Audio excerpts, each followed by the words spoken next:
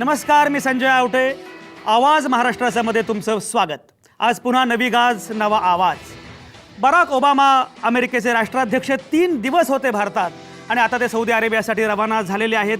भारतातून गेले 3 दिवस भारतामध्ये होते. 3 दिवस ही चर्चा होती, भारत अमेरिका संबंधांचं भवितव्य काय, बराक ओबामा यांच्या भेटीचा अर्थ काय आणि खरोखरच या पुढच्या काळामध्ये हे संबंध कुठल्या प्रकारचे असणार आहेत अशी चर्चा गेले 3 दिवस आपल्याकडे सुरू होती. आवाज महाराष्ट्रामध्ये सुद्धा हा चौथा कार्यक्रम आहे की जो भारत अमेरिका संबंधांच्या विषयी बोलणारा आहे, जो बराक ओबामा यांच्या भेटीच्या अनुषंगाने बोलणार आहे. शेवटी जाताना बराक ओबामांनी जे भाषण केलं ते प्रामुख्याने केलं तरुणांशी बोलण्यासाठी, त्याचप्रमाणे विद्यार्थ्यांशी बोलले ते, आणि त्या भाषणामध्ये त्यांनी अतिशय महत्त्वाचे मुद्दे नमूद केले, फार महत्त्वाच्या गोष्टी सांगितल्या.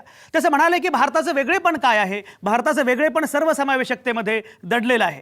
त्यांनी उल्लेख केला एकाच वेळी विवेकानंदांचा, गांधींचा केला, आंबेडकरांचा उल्लेख केला आणि त्याच वेळी समकालीन हिरो सांगताना शाहरुख खानचा उल्लेख केला, मेरी कोमचा उल्लेख केला, मिल्खा सिंगचा उल्लेख केला. हेही सांगितलं त्यांनी की भारत प्रगती करणारच आहे, याच्यामध्ये काही शंकाच नाही. पण ही प्रगती करताना जर धर्माच्या आधारे विभाजन करण्याचा प्रयत्न भारतामध्ये झाला तर मात्र भारताची प्रगती होऊ शकत नाही. त्यामुळे धर्माच्या आधारे विभाजन न करता भारताला पुढे गेलं पाहिजे, अशा प्रकारचं आवाहन बराक ओबामा यांनी त्या भाषणामध्ये केलं. अतिशय उत्तम. बराक ओबामा हे मुळामध्ये अतिशय चांगले वक्ते आहेत. खूप चांगल्या प्रकारे त्यांनी ते भाषण केलं. बराक ओबामांची आई ही अँथ्रोपॉलॉजिस्ट होती, त्यामुळे एकूण मानववंशशास्त्र सर्वसमावेशकता याचं आकर्षण ओबामांना अगदी सुरुवातीपासून आहे. भारताचं जे वैशिष्ट्य आहे, सर्वसमावेशकतेचं तत्व आहे, त्याचंही त्यांना अतिशय अप्रूप आहे, कौतुक आहे. आणि त्याच अनुषंगाने ते सांगत होते की जर काही भारताचं वेगळेपण असेल तर भारताचं वेगळेपण हे सर्वसमावेशक तत्त्वज्ञानामध्ये आहे आणि म्हणून ते तत्त्वज्ञान, ते अधिष्ठान कायम ठेवणं ही अतिशय महत्त्वाची गोष्ट आहे. त्यांनी हेही सांगितलं की भारत अमेरिका हे दोन्हीही लोकशाही देश आहेत. म्हणजे भारत ही जगातली सगळ्यात मोठी लोकशाही आणि अमेरिका ही जगातली सगळ्यात जुनी, सगळ्यात प्राचीन अशी लोकशाही. हे दोनही लोकशाही देश जर एकत्र आले तर निश्चितपणे एका नव्या वाटेनं, नव्या दिशेनं आपण जाऊ शकतो, असंही त्यांनी सांगितलं. अगदी छान बोलताना दिलवाले दुल्हनिया ले जाएंगेचा छान उल्लेख केला ओबामांनी. हिंदीमध्ये बोलले, सुरुवात नमस्तेनं केली, समारोप जय हिंदनं केला. अतिशय वेगळ्या प्रकारे बराक ओबामांनी हे सगळं भाषण केलं आणि त्यामुळे सगळे तरुण अतिशय प्रभावित झाले होते, सगळे विद्यार्थी प्रभावित झाले होते. खरोखरच बराक हुसेन ओबामा नावाचा अमेरिकेचा राष्ट्राध्यक्ष प्रजासत्ताक दिनाच्या निमित्तानं पहिल्यांदाच अमेरिकेचा अध्यक्ष भारतामध्ये येतो काय आणि त्यानंतर जे काही वातावरण निर्माण झालं, ही सगळी चर्चा आता सुरू आहे. गेले तीन कार्यक्रम आपण या संदर्भातले केले, पण आजचा कार्यक्रम मात्र वेगळा आहे. ज्याप्रमाणे ओबामांनी शेवटी संवाद साधला प्रामुख्याने तरुणांशी, त्याचप्रमाणे आजही मी या चर्चेमध्ये प्रामुख्याने बोलवलेला आहे तरुणाईलाच. बराक ओबामा भारतात, पण काय आहे तरुणाईच्या मनात, हा आहे आजच्या चर्चेचा विषय. म्हणजे आपण आत्तापर्यंत चर्चा केली पॉलिटिकल सायंटिस्ट, राज्यशास्त्रज्ञांशी चर्चा केली, आपण बाकी सगळ्या क्षेत्रातल्या तज्ज्ञांशी बोललो. आज मात्र प्रामुख्याने सगळे तरुण, त्यांची क्षेत्र वेगवेगळी असतील पण प्रामुख्याने सगळे तरुण आहेत आणि तरुणांशी आज मला बोलायचं आहे की खरोखरच बराक ओबामांच्या या शेवटच्या भाषणाचा अर्थ काय होता, आशय काय होता. बराक ओबामांनी भारतामध्ये येणं याला नक्की काय संदर्भ होता, आगामी काळामध्ये भारत अमेरिका काय संबंध कुठल्या प्रकारे असतील. कारण शेवटी अमेरिकेचं वेगळेपण असं आहे की अमेरिका हे ड्रीम आहे, अनेक तरुणांसाठी ते ड्रीम आहे. तर खरंच हे स्वप्न का आहे, अमेरिकेची संस्कृती काय आहे, भारताची संस्कृती काय आहे, या सगळ्या अनुषंगाने मला या सगळ्या तरुणांशी बोलायचं आहे. त्याचप्रमाणे ओबामांच्या भाषणाचा अर्थ त्यांना कसा गवसला तेही बोलायचं आहे. ही सगळी तरुणाई आज आपल्यासोबत आहेत ही चर्चा करण्यासाठी. माझ्यासोबत आहेत नामवंत पाहुणे. माझ्याकडे स्टुडिओमध्ये माझ्यासोबत आहेत निलेश गायकवाड.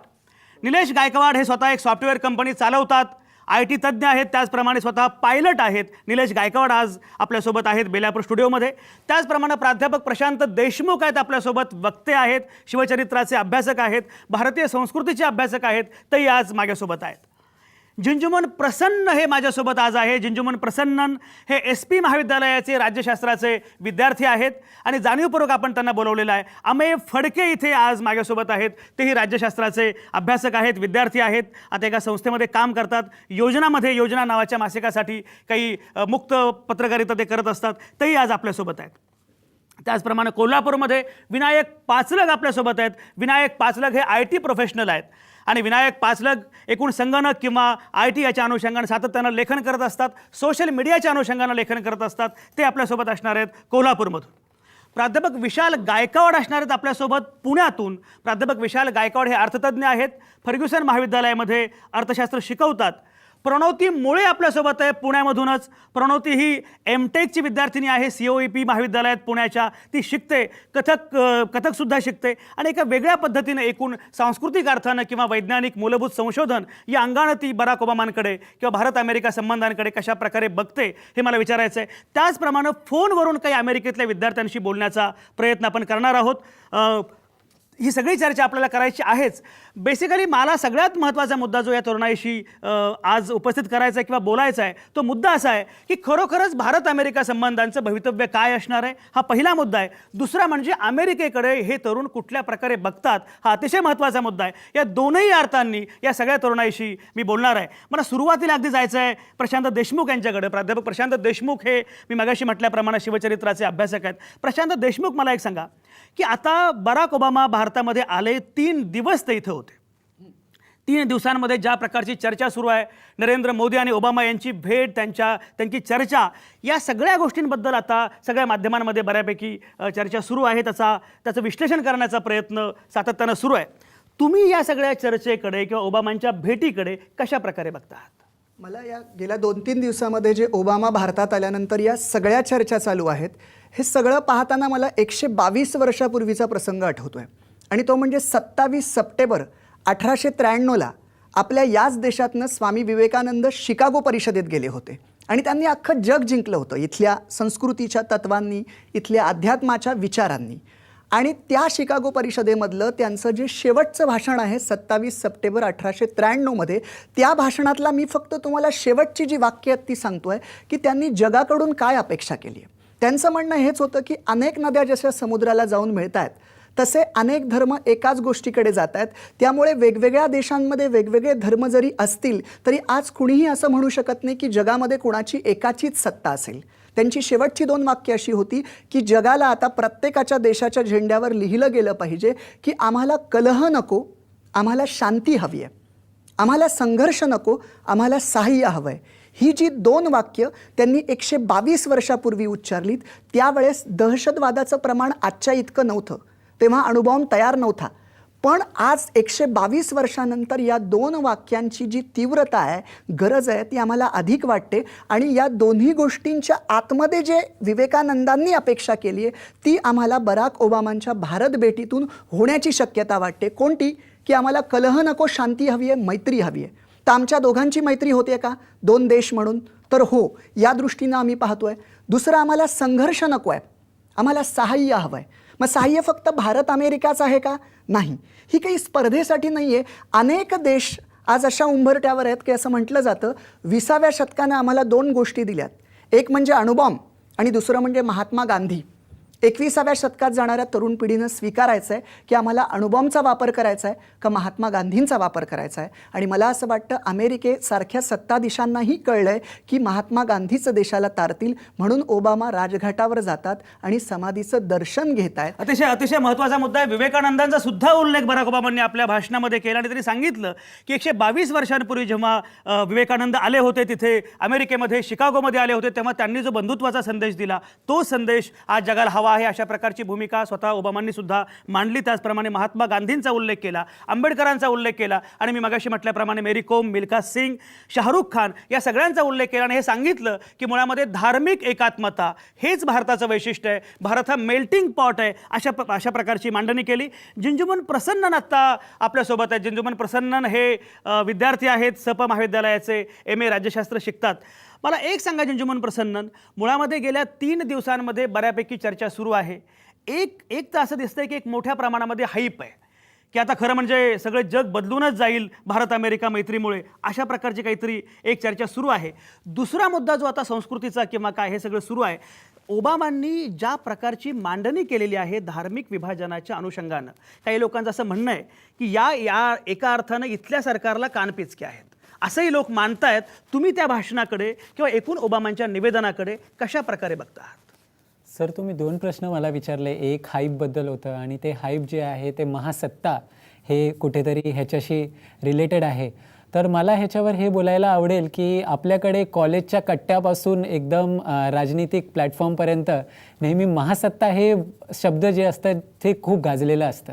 पण नक्की महासत्ता काय हे कधी आपण समजून घेतलेलं आहे का, हे मला नेहमी प्रश्न पडतं. म्हणजे 4 रोड बांधले किंवा 4 MNC इकडे आले म्हणजे आपण महासत्ता झालो का, ह्याच्याबद्दल विचार केलं पाहिजे.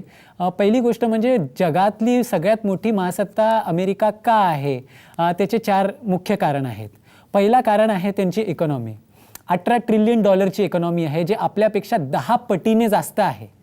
दुसरं गोष्ट आहे त्यांचा आंतरराष्ट्रीय इन्स्टिट्यूशन्सवर असलेला पगडा. म्हणजे 1/4 जी फंडिंग युनायटेड नेशन्सला जाते हे अमेरिकाकडून जाते. वर्ल्ड बँकचा जो प्रेसिडेंट असतो तो नेहमी अमेरिकाने ठरवलेला प्रेसिडेंट असतो.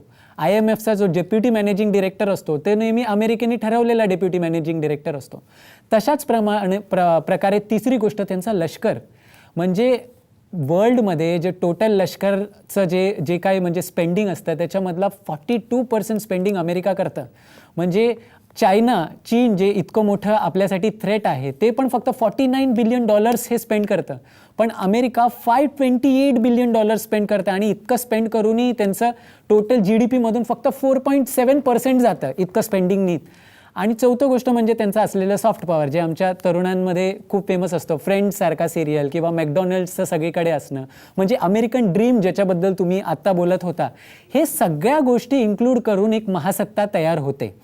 तर भारताने मुळात ते महासत्ताकडे लक्ष द्यावं का, हे म्हणजे आपण हे त्याच्या क्लोज पण नाही, आजूबाजूला पण नाही, पण त्या वाटेने जायचं का, ते देण्याचं जे मूल्य आहे ते आपण म्हणजे तयार आहोत का ते द्यायला, तितकं रक्त सांडवायला आपण तयार आहोत का, ते पहिली गोष्ट.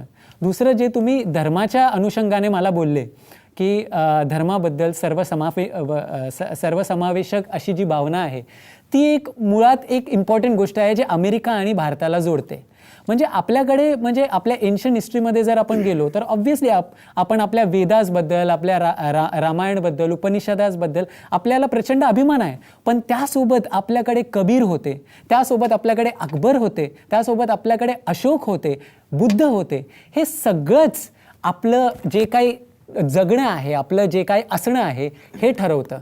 तेच अमेरिका आणि भारताला या म्हणजे ह्या फील्डमध्ये जोडतात असं मला वाटतं सर. अतिशय अतिशय महत्त्वाचा मुद्दा. प्रणवती मुळे आहे आपल्यासोबत, पुण्याहून MTechची विद्यार्थिनी आहे प्रणवती मुळे. प्रणवती, गेले 3 दिवस तू पण सगळं बघत असशील की काय प्रकारची चर्चा सगळी सुरू आहे. एकूण तरुणाई काय प्रकारे ओबामांच्या भेटीकडे बघते आहे, भारत अमेरिका संबंधांच्या अनुषंगानं त्यांची काय भूमिका आहे आणि अमेरिकेबद्दल नक्की काय वाटतं काय? मुळात मी स्वतः एक इंजिनिअरिंगची स्टुडंट असल्यामुळे आणि अमेरिका हा असा देश आहे जिथे माझे अर्धे अधिक मित्रमैत्रिणी पुढचं शिक्षण घ्यायला गेलेले आहेत किंवा तिथल्या MNCsमध्ये काम करू पाहत आहेत. तर माझी अशी इच्छा आहे की जावं, शिकायला जावं, प्रगती करावी, पण ग्लोबली कसा फायदा होऊ शकतो आपल्या शिक्षणाचा किंवा आपल्या भारताला या गोष्टीचा काय फायदा होऊ शकतो हा विचार आपल्या इथल्या विद्यार्थ्यांनी करावा. आणि ओबामा आपल्या देशाबद्दल जे काय बोलून गेले, म्हणजे आज तुम्ही म्हटल्याप्रमाणे एक सगळ्यात जुनी डेमोक्रेसी, सगळ्यात मोठ्या डेमोक्रेसीमध्ये येऊन जेव्हा त्या देशाबद्दल इतकं कौतुक करून जाते, तेव्हा आपण अमेरिकेत गेलं पाहिजे आणि अमेरिकेतल्या लोकांनासुद्धा आपल्याकडे खेचून आणलं पाहिजे आणि दोन्ही देशांनी मिळून ग्लोबली प्रगती करण्याचा विचार केला पाहिजे असं मला वाटतं.